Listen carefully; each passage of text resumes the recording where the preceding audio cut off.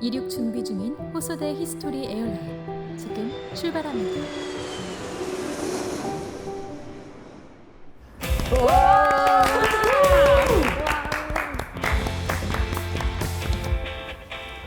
네, 저희 오늘 처음 만났으니까 서로 자기소개 한 번씩 해볼까요? 네. 안녕하세요. 저는 간호학과 20학번 최주희입니다. 안녕하세요. 저는 컴퓨터공학부 18학번 김희재입니다. 안녕하세요. 저는 식품제약공학부 19학번 최지입니다. 안녕하세요. 저는 사회체육학과 20학번 정주영입니다. 저희 오늘 여행을 함께할 여행 메이트를 소개합니다. 호서대에서 마가의 이야기로 학생들의 마음을 사로잡은 교수님이십니다. 조태환 교수님 나와주세요. 안녕하세요. 호서대학교 신약학 교수이자 교목실장인 조태현이라고 합니다. 여러분 만나 뵙게 돼서 대단히 반갑습니다. 40도를 오르내리는 거기서 우리가 어떻게 벗어날 수 있을지. 묵시, 묵이라고 할 때는 침묵. 낙타토롯을 입고 아따 무지하게 더웠겠다. 치유란 무엇입니까? 하나님 나라의 권능이 내 몸에 임하는 거예요.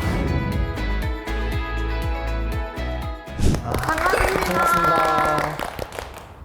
저도 저번 학기에 마가 이야기 극장을 수강했던 적이 있는데 그랬다 보니까 오늘 되게 기대가 많이 되는 것 같습니다. 네, 오늘은 호서사 이야기의 중심 인물이자 지치지 않는 열정으로 성공하신 분, 벤처의 시작, 호서대 학생이라면 누구나 알아야 하는 그분, 우리 모든 호서인들의 가슴 속에 영원히 살아있는 바로 그분을 이야기하려고 합니다. 여러분 그분이 누구인지 아실까요?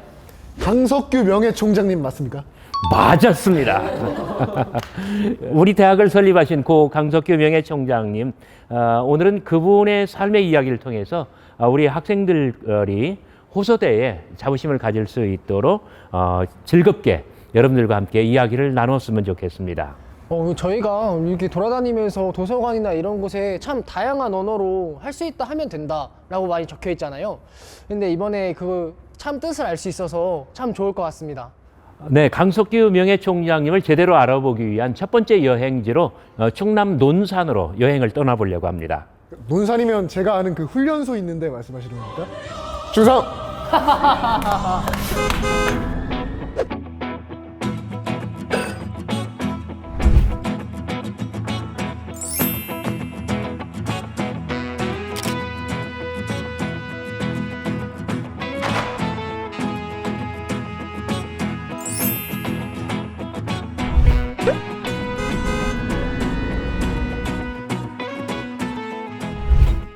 오늘 소개할 강석규는 1913년 논산시 성동면 화정리에서 태어났습니다. 1913년이면 일제 강점기입니다. 일본 사람들이 우리 한반도로 들어와서 한민족을 억압하고 힘으로 다스릴 때예요. 단지 8가구만 살고 있었어요. 그런데 한글을 아는 사람은 전체 주민 가운데, 동네 사람 가운데 2사람밖에 없었어요. 그리고 나머지 사람들은 늘 어떤 식민지 노예 생활에 젖어 있었고, 그리고 노름, 술 타령, 그리고 체념하여 모든 것을 다 포기하는 이런 생활에 익숙한 그런 삶을 살고 있었던 것입니다. 어린 강석규의 집안은 동네에서 가장 가난한 이 소장농이었습니다. 그래서 등교할 때에는 어떤 굶기가 아주 십상이에요. 그런데 학교까지는 대략 6km였다고 합니다. 여러분 6km라고 하면 어느 정도 거리일까요? 우리 정주영 학생 짐작할 수 있나요? 아마 아산 캠퍼스에서 호서 웨딩몰 정도, 그 정도 거리일 것 같습니다. 네, 그보다 조금 더 멀어요.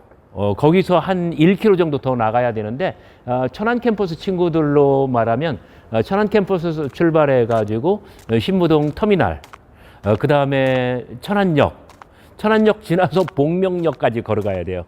굉장히 긴 거리예요. 아마 쉬지 않고 어린이의 걸음으로 걸었으면 1시간 반이 넘었을 겁니다. 이런 길을 강석규는 매일같이 걸어서 등교를 했고, 그리고 왕복 12km, 그러니까 3시간 내지 4시간을 걸어서 그렇게 학교를 다녔던 거예요. 그 당시에 우리 강석규 어린이는 셔틀버스는 상상도 할 수 없었던 그런 시절입니다. 물론 소달구지만 있었어도 다행이었겠죠. 그래서 강석규는 학교에 다녀오면 배가 너무나 고팠어요. 그러면 부엌으로 뛰어들어갑니다. 하지만 밥도 없고 뭐 떡도 없고 빵도 없고 먹을 것이 아무것도 없어요. 그러면 어린 강석규는 물을 한 바가지 떠가지고 벌컥벌컥 들이마셔요. 이렇게 물로써 허기를 채우는 나날의 연속이었습니다. 그러던 시절에 강석규의 어머니는 당신은 쫄쫄 굶으면서 어린 강석규를 위해서 도시락을 싸줍니다. 굶으면서 싸주시는 이 도시락은 이 강석규가 공부할 수 있고 그리고 생을 지탱해 나갈 수 있는 아주 큰 힘이 됩니다. 이렇게 어머니의 사랑을 받으면서 가난을 참고 극복하면서 어린 강석규는 만 16살이 되었을 때 논산 보통학교를 졸업하게 됩니다. 지금으로 말하면 논산 부창초등학교입니다. 학교는 졸업했지만 집안은 여전히 가난해요. 그래서 다른 친구들은 중학교에 진학을 하지만 본인은 중학교에 갈 수가 없습니다.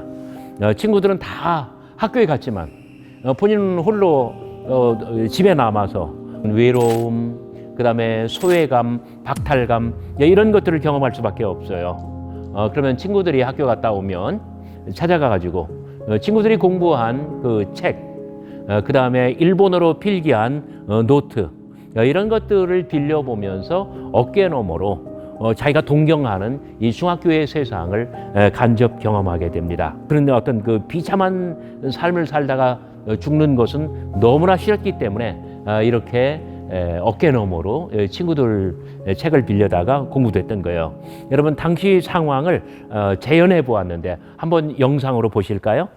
네. 좋습니다. 야, 잘 지냈냐? 어쩐 일이야? 우리 봄 되면 장사하자. 나는 돈이 없는데. 이리 와봐. 야, 돈을 나한테 걱정해? 그건 걱정하지 마. 내가 그냥 학생 좀 보여주면 그냥 외상 끝이야. 장사 미천은 걱정하지 말라고. 정말 그래도 될까? 봄 되면 뭐 좀 많이 안 추워지니까 잠은 아무 데서나 자면 될 것 같고 그냥 노비나 좀 구하면 될 것 같은데? 알겠어. 그럼 내가 노비를 구해볼게. 구하고 얘기해. 고마워. 아버지, 친구가 방학 동안 장사를 하자는데 돈이 필요해서요.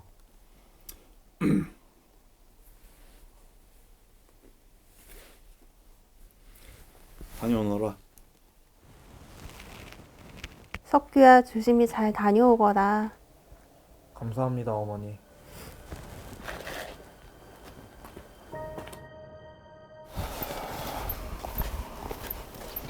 장사가 잘 안 되네. 야, 네가 학생 아니어서 안 되는 거 아니야. 네가 외상값 다 내라. 뭐라고?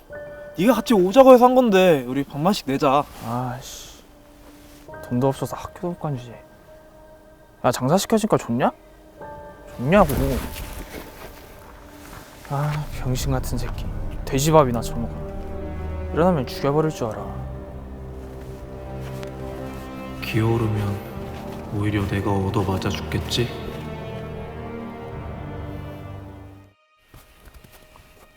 다녔습니다, 어머니. 석규야, 옷이 왜 이렇게 더러워? 어디서 구르다 온 거야? 그냥 길에서 오다가 넘어졌어요.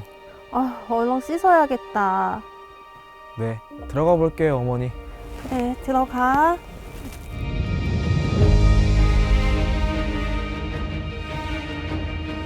그래, 가난을 떨치려면 공부하는 길밖에 없어.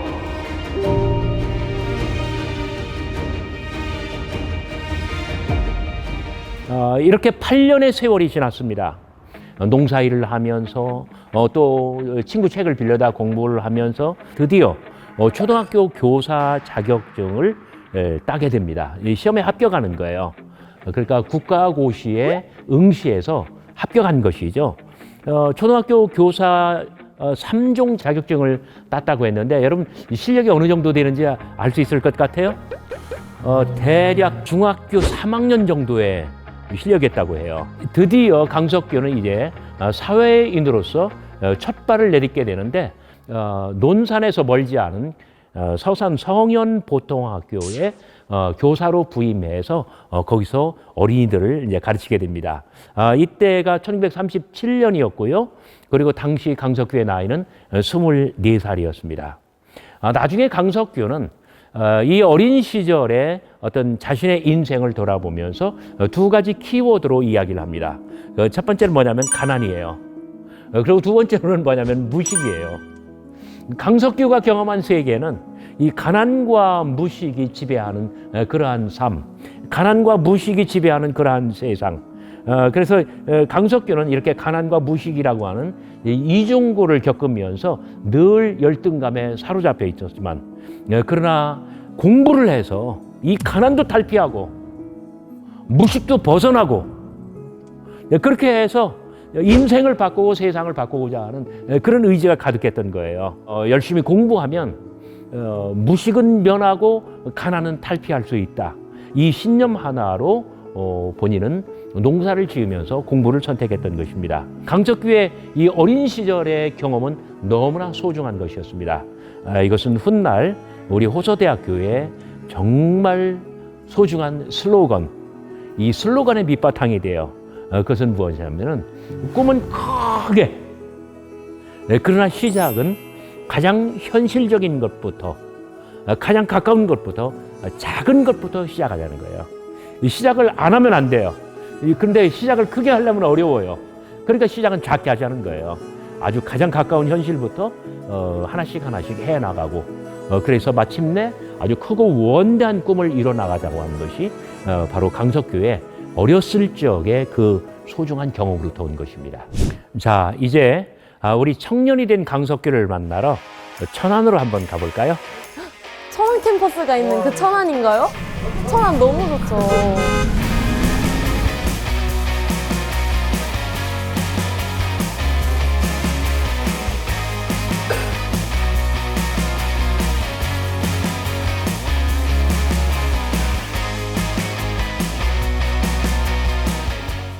아, 1938년 25살, 그러니까 성현보통학교에서 1년 정도 교사를 하고 나서 직산초등학교로 전근하게 됩니다. 직산이라고 하면 바로 이 천안 지역이잖아요.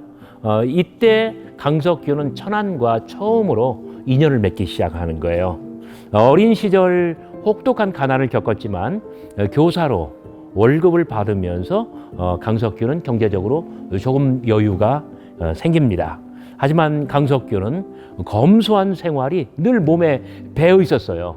이렇게 검소한 생활을 하면서 현재에 만족하지 않고 강석규는 더욱더 더 높은 수준으로 발전하기 위해서 계속 노력하는 거예요. 그 끝에 강석규는 독학으로 초등학교 교사 자격증 2종 시험에도 합격합니다. 늘 열등감에만 눌려있던 강석규는 교사라고 하는 직업을 통해서, 그리고 가르치는 역할을 통해서 열등감을 조금씩 해소합니다. 그러면서 할 수 있다, 하면 된다, 무엇이든지 우리가 마음에 어떤 소원을 품고 꿈을 가지고 목표를 세우고 노력하면 그래도 이루어진다라고 하는 그러한 마음, 이러한 정신을 강석규는 가지면서 청년기를 지내게 됩니다. 그리고 마지막 교사 자격 1종 시험을 보기 위해서 강석규는 아주 더 큰 꿈을 향하여 전력 투구합니다. 당시 에피소드는 청년 강석규의 정말 담대하고 당돌한 모습을 엿볼 수 있는 그러한 측면이에요.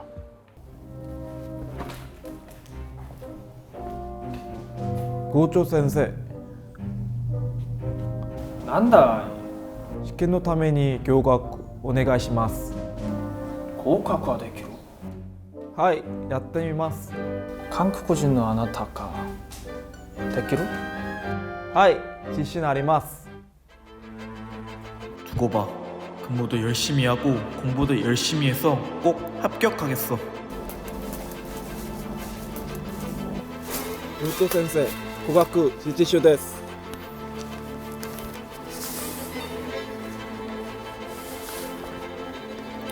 なんだってお前が降下した。はいそうです。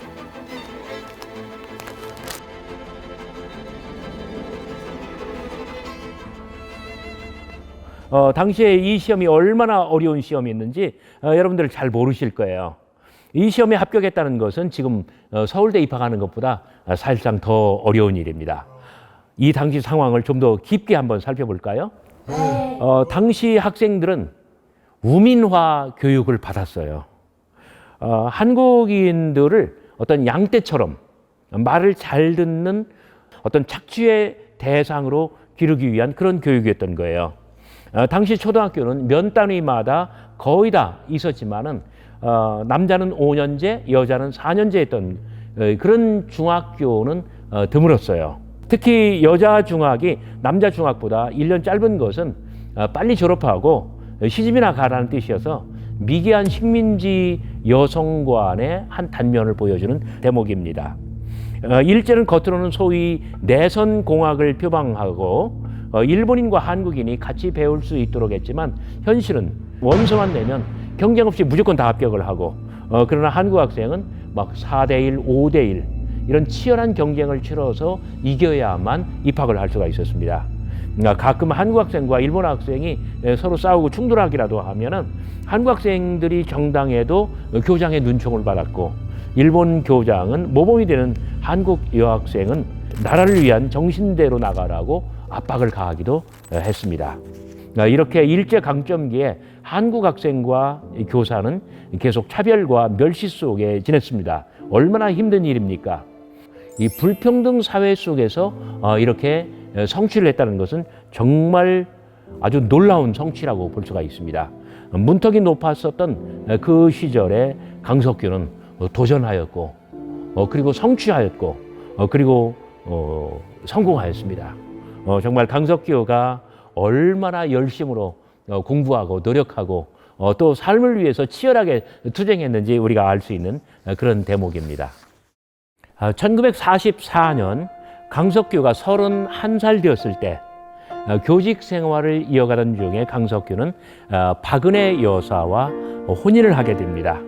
31살, 32살. 사실 지금 같으면 정년기라고 말할 수 있지만 당시에는 상당히 늦은 나이예요. 박은혜 여사는 결혼 당시에 대단히 독실한 기독교인이었고요. 그리고 바로 그해 말 1944년에 강일구 총장이 그때 출생하게 됩니다.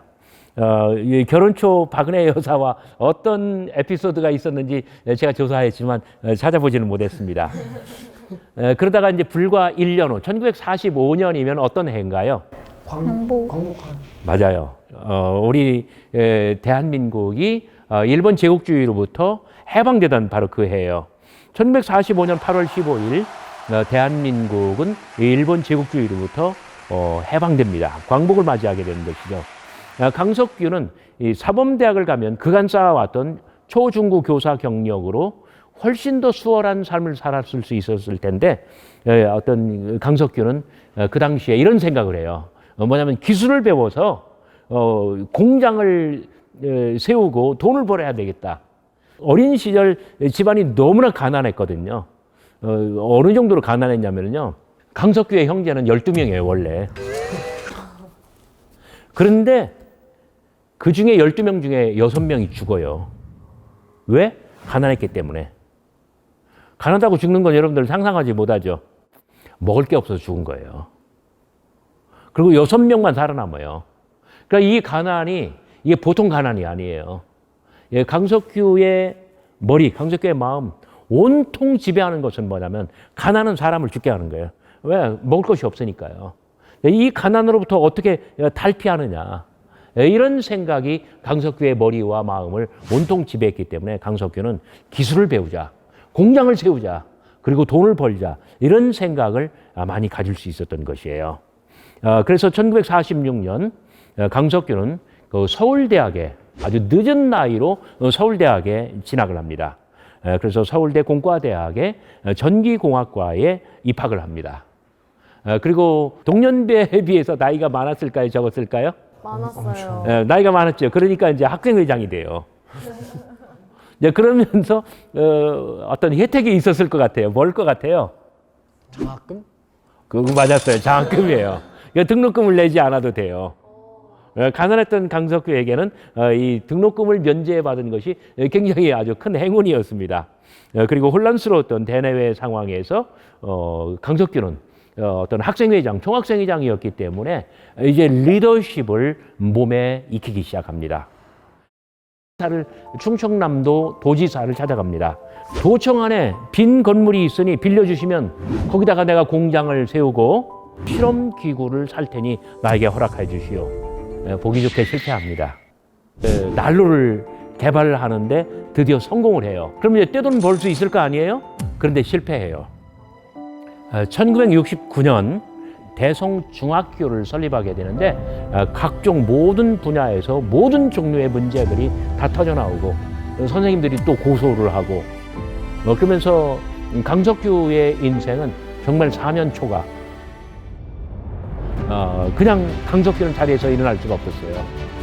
강석규는 정말 이제 인생의 위기를 극복할 수 있는 막연하지만 새로운 힘을 느끼게 됩니다.